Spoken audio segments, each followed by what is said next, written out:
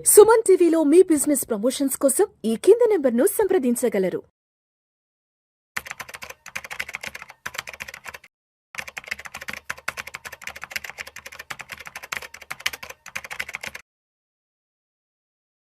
చక్రధర్ గారు నమస్తే సార్. నమస్తే అండి.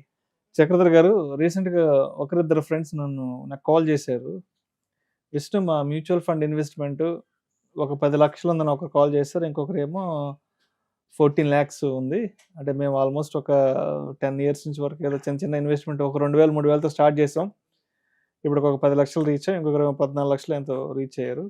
సో మేము దీని మీద లోన్ తీసుకుందాం అనుకున్నాం. అంటే లోన్ అగైనెస్ట్ మ్యూచువల్ ఫండ్స్. ఏంటి అసలు మనకున్నటువంటి మ్యూచువల్ ఫండ్ ఇన్వెస్ట్మెంట్ మీద నుంచి మనం లోన్ తీసుకోవచ్చా? తీసుకుంటే ఎంత వడ్డీ విధిస్తారు ఏంటి? తీసుకోవడం వల్ల ఉన్న లాభ నష్టాలు ఏంటి? ఒకసారి నన్ను అడిగి కొంచెం డీటెయిల్డ్‌గా అడిగి కనుక ఎవరైనా వెల్త్ మేనేజర్ నీ దగ్గర ఉంటే అడిగారు కాబట్టి. సో ఏంటి అసలు మన దగ్గర ఉన్న మ్యూచువల్ ఫండ్ అమౌంట్‌లో నుంచి మనం లోన్ తీసుకోవాలంటే ఇక్కడ ఉన్న ప్రోస్ అండ్ కాన్స్ ఏంటి? ఇది ఈ మధ్య మాకు బాగా కాల్స్ వస్తున్నాయండి. ఈవెన్ ఎస్ఎఫ్ మీద తీసుకోవచ్చా అని అడుగుతున్నారు. ఏఎఫ్ మీద లోన్ తీసుకోవచ్చా అని అడుగుతున్నారు. అలాగే మ్యూచువల్ ఫండ్స్ మీద లోన్ తీసుకోవచ్చా అని అడుగుతున్నారు. పిఎంఎస్ మీద కూడా లోన్ తీసుకోవచ్చా అని అడుగుతున్నారండి. పిఎంఎస్ మీద ఎటువంటి పరిస్థితుల్లో లోన్ అయితే రాదండి. రాదు. ఇంకా ఎస్ఐఎఫ్, మ్యూచువల్ ఫండ్స్, ఏఎఫ్ మీద అయితే మనం లోన్ తీసుకోవచ్చు. అంటే ఇప్పుడు పిఎంఎస్ పెద్ద టికెట్ అయినా 50 లక్షల టికెట్ అయినా కూడా దాని మీద ఇవ్వరండి. ఎందుకంటే అవన్నీ స్టాక్స్ అన్ని కూడా పూల్ అమౌంట్ కాదు అది. స్టాక్స్ ఆల్రెడీ రిజిస్టర్ అయి ఉంటాయి, ఓనర్షిప్ మీద రిజిస్టర్ అయి ఉంటాయి. పైగా ఏంటంటే చర్నింగ్ చేయాలి. ఆ స్టాక్స్ అలాగే ఉంచుకోకూడదు వీళ్ళు. ఇవాళ ఒక స్టాక్ నమ్మాలి. ఇప్పుడు చూడండి, లోన్ ఎందుకు ఇస్తున్నారంటే మన దగ్గర ఉన్న వాల్యూ ఆఫ్ స్టాక్స్ కానివ్వండి, వాల్యూ ఆఫ్ మ్యూచువల్ ఫండ్స్ కానివ్వండి, వాటిని కొలెటరల్ గా తీసుకుంటున్నారు. అంటే వాటిని తాకట్టు పెట్టుకుంటున్నారు. ఎప్పుడైతే కనుక వాటిని తాకట్టు పెట్టుకున్నారో వాళ్ళు, అవి ఫ్రీజ్ అయిపోతాయి అన్నమాట. ఇప్పుడు మీకు వాస్తవంగా జరిగిన ఇన్సిడెంట్ చెప్తానండి. ఒకతనికి 50 lakhs దాకా పోర్ట్ఫోలియో ఉంది మ్యూచువల్ ఫండ్స్ లో. 50 lakhs దాకా. అయితే 50 lakhs దాకా ఉన్నప్పుడు అతనికి ఏంటంటే ఒక హౌస్ కొనుక్కోవాలి అని ఒక కోరిక కలిగింది. ఒక ఇల్లు కొనుక్కుందాం అని చెప్పి. అయితే ఒక అడ్వైజర్ని సంప్రదించారు. సంప్రదిస్తే ఆ అడ్వైజర్ ఏం చెప్పారంటే, ఇప్పుడు కొత్తగా మీకు తెలియదు అనుకుంటా ఈ విషయం.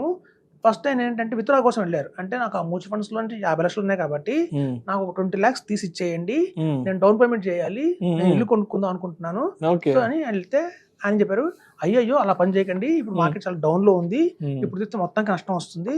ఈ మధ్య మేము కొత్తగా ఒక స్కీమ్ మొదలు పెట్టాము, మ్యూచువల్ ఫండ్స్ అగైనెస్ట్ లోన్ అనమాట. సో మీరు ఈ 50 lakhs కదిలించక్కర్లేదు, ఇవి ఇట్లాగే ఉండనియండి, వీటి మీద కావాలంటే మీరు 20 lakhs దాకా కూడా లోన్ తీసుకోండి. అలా లోన్ తీసుకోవడం వల్ల మీకు కలిగే 2 లాభాలు ఉన్నాయి. మీరు డౌన్ మార్కెట్లో మీరు అమ్మట్లేదు, స్టాక్స్ అమ్మట్లేదు, మ్యూచువల్ ఫండ్స్ అమ్మట్లేదు కాబట్టి రేపు పొద్దున ఆప్సైడ్ మార్కెట్ వచ్చినప్పుడు మీరు అలా అమాంతం పెరుగుతుంది.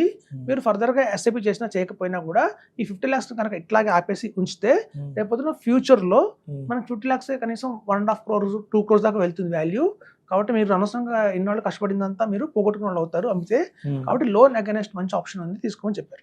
ఆయన కూడా బాగా నచ్చింది వినంగానే. నిజమే కదా, నా అనవసరంగా రిడీమ్ చేయట్లేదు, నాకు లోన్ వస్తుంది. ఎప్పుడైతే నేను 20 lakhs లోన్ తీసుకున్నానో నేను డౌన్ పేమెంట్ కింద నా హౌస్కి కట్టేశాను కాబట్టి నేను రిలీఫ్ అవుతాను, నా పర్పస్ అయితే సాల్వ్ అయింది, ఈ ఫండ్స్ అలా ఉండనియండి అనుకున్నారు. అయితే ఈయన మైండ్లో ఏముందంటే 20 lakhs వరకే నా ఫ్రీజ్ అవుతాయి అనుకుంటున్నారు ఆయన. అలా కాదండి, 20 lakhs లోన్కి దగ్గర 50 lakhs ఫ్రీజ్ అవుతున్నాయి. అక్కడ 50 lakhsని లోన్గా పెట్టుకున్నాను కొలెటరల్గా, ఇచ్చింది మాత్రం 20 lakhs. సో ఆ 20 lakhsని ఆయన లోన్ తీసుకొని స్టార్ట్ చేశారు. స్టార్ట్ చేస్తే ఏమైందంటే వాళ్ళు ఇంకా అతనికి ఇంకొంచెం ఎక్స్ట్రా పడింది. ఆయన అనుకున్న 20 lakhs డౌన్ పేమెంట్ సరిపోతుందేమో, హోమ్ లోన్కి 1 crore ప్రాపర్టీకి 20% కడితే సరిపోతుంది కదా అనుకున్నారు. తీరా బ్యాంక్ వెళ్ళిన తర్వాత ఆయన శాలరీని పరిగణలోకి తీసుకొని, ఆయనకున్న ఎక్స్ట్రా ఈఎంఐస్ ఏవైతే కార్ లోన్స్ ఏవైతే కొన్ని ఉన్నాయో అవన్నీ పరిగణలోకి తీసుకొని వాళ్ళు చెప్పింది ఏంటంటే, ఇది సరిపోదండి, ఇంకా అదనంగా 10 lakhs మీరు ఇంకా కట్టాల్సిందే అన్నారు. ఇంకో 10 lakhs కట్టాల్సిందే అన్నప్పుడు ఆయనకి షాక్ అయ్యారు. అయ్యో బాబు, నేను 20 lakhs అనుకున్నాను, ఇప్పుడు అదనంగా 10 lakhs ఎక్కడి నుంచి తీసుకొస్తానని మళ్ళీ మ్యూచువల్ ఫండ్ హౌస్కి వచ్చి, నాకు వద్దు, ఈ లోన్ ఏమొద్దు, మీరు తీసేసుకొని నా డబ్బులు నాకు ఇచ్చేయండి అన్నారు. కామన్గానే ఈ లోన్ క్యాన్సిల్ చేసేయండి. క్యాన్సిల్ చేసేస్తే వాళ్ళు ఏమన్నారంటే, అలా కుదరదండి అని చెప్పారు. ఇది చాలా మంది తెలియట్లా. 50 lakhs మేము కొలెటరల్ పెట్టుకొని మీకు 20 lakhs లోన్ ఇచ్చాం కాబట్టి మీరు 20 lakhs రీపే చేయండి. ఫస్ట్ మీరు 20 lakhs రీపే చేసిన తర్వాత మొత్తం ఫ్రీ అవుతాయి, అప్పుడు మీరు వాటిని అమ్మేసుకోండి అని చెప్పారు.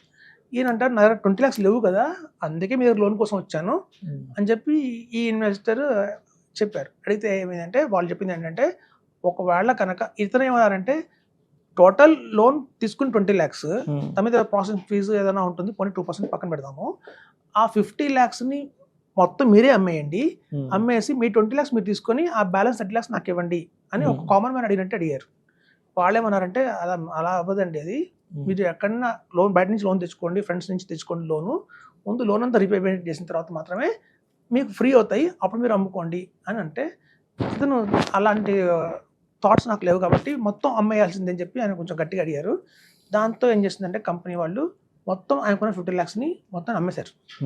మొత్తానికి అమ్మేసి ఈ 20 lakhs వాళ్ళు తీసుకొని వాళ్ళకి ఇవ్వాల్సిన 20 lakhs ఇంక ఇచ్చారు కాబట్టి ఆల్రెడీ ఆ బ్యాలెన్స్ 30 lakhs ఏవైతే ఉన్నాయో అవి అతనికి పేమెంట్ ఇవ్వడం జరిగింది. దీనివల్ల ఏమైందంటే డ్రాబ్యాక్, అతని సిబిల్ స్కోర్ పడిపోయింది. ఎప్పుడైతే కనుక మనం లోన్ రీపేమెంట్ చేయకపోతే మనం కనుక కంపెనీ దగ్గరికి వెళ్ళి మొత్తం మీరే అమ్మేసి మీకు రావాల్సింది మీరు తీసుకొని నాకు రావాల్సింది నాకు ఇవ్వండి అని ఎప్పుడైతే అంటారో అప్పుడు ఆ పని చేయొచ్చండి. ఆ చేసిన వల్ల ఏమవుతుందంటే మన సిబిల్ స్కోర్ పడిపోతుంది. అప్పుడు ఆ డబ్బులు తీసుకుని మళ్ళీ బ్యాంక్ వెళ్ళినప్పుడు, హోమ్ లోన్కి వెళ్ళినప్పుడు వాళ్ళు చూస్తుంది ఏంటంటే ఇప్పుడు మీ సిబిల్ స్కోర్ పడిపోయింది కాబట్టి మీకు లోన్ ఇవ్వమని చెప్పి రిజెక్ట్ చేశారు. సో ఆయనకి ఇక్కడ లాస్ అయ్యారు, అక్కడ లాస్ అయ్యారు. సో కాబట్టి లోన్ అగైనెస్ట్ ఎప్పుడు తీసుకోవాలి అంటేనండి, మన దగ్గర 50 lakhs ఉన్నా కూడా కేవలం 10% మాత్రమే, ఒక 5 lakhs 6 lakhs మాత్రమే మనం లోన్ తీసుకోవాలి తప్ప మాక్సిమం లిమిట్ ఆఫ్ 30% to 40% తీసుకోకూడదండి. అలా తీసుకుంటే మాత్రం మళ్ళీ వాడు మనమే రీపే చేయాలి దాన్ని. సో రీపేమెంట్ కూడా 10.5% ఉంది బయట rate of interest. Home loan 8.5% ఉంటుంది. కావాలంటే టాప్అప్ లోన్ తీసుకోవచ్చు హోమ్ లోన్స్ మీద.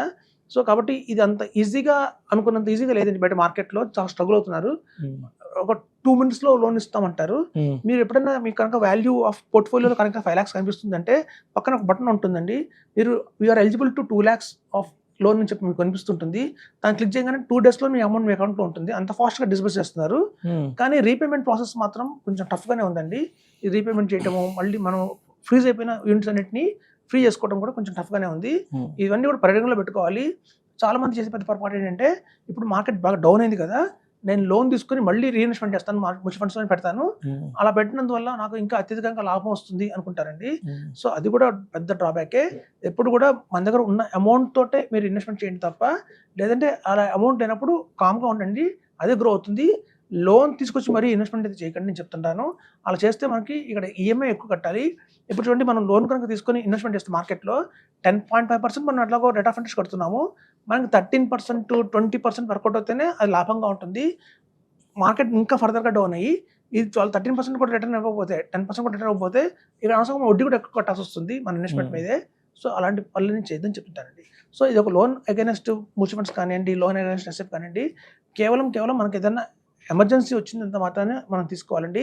దానికంటే కూడా మనకి ఎంత అమౌంట్ కావాలో అంత రిడీమ్ చేసి అక్కడ ఈఎంఐ కట్టే బదులు మనం మళ్ళీ ఎస్ఐపి చేసుకుంటే, సపోజ్ మన దగ్గర ఒక 10 lakhs ఉన్నాయనుకోండి, మనకి ఒక 4 lakhs ఇమీడియట్గా అవసరం ఇచ్చిందంటే 4 lakhsని రిడీమ్ చేయండి. ముందు మీ మైండ్లో ఆ లోన్ అనే బాధ ఉండదు.